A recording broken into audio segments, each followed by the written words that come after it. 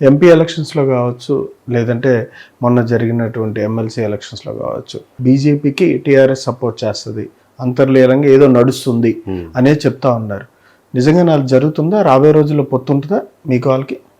లేదండి. యాక్చువల్గా ఏంటంటే ఆ పుకారు పుట్టించి ప్లస్ దాన్ని వాళ్ళు సక్సెస్ కూడా సాధించారు. దాంట్లో ఇద్దరు ప్రాధాన్యత ఉంది. మెయిన్గా కాంగ్రెస్ ఉంది, తర్వాత బీఆర్ఎస్ ఉంది. బీఆర్ఎస్ ఏంటంటే మోడీ గారిని తిట్టడం వల్ల పెరుగుతామని కొన్ని రోజులు ప్రయత్నం చేశారు.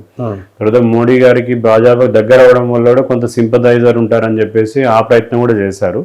దాంట్లో 2023లో భాజపా ఇక్కడ గవర్నమెంట్ ఫామ్ చేయలేదంటే కారణం ఏంటంటే వాళ్ళ ఆ నేరేషన్ సక్సెస్ అయ్యారు. But Bharatiya Janata party national party కాబట్టి ఎప్పుడైనా సొంతంగా బలపడాలని చూస్తుంది. ఒకవేళ పొత్తు ఉంటే అది బహిరంగంగా చేస్తారు వాళ్ళు. ఇప్పుడు జనసేనతో పొత్తుంది, సో అంతకుముందు టీడీపీతో పొత్తుండే కాబట్టి ఇట్లా లోపాయికారంగా లోపల చేయాల్సినంత అవసరం జనరల్గా పార్టీ అలాంటిది ఎప్పుడు కూడా అలాంటి చర్యకు పూనుకోదు. అంటే మీకు తెలుసు కదా.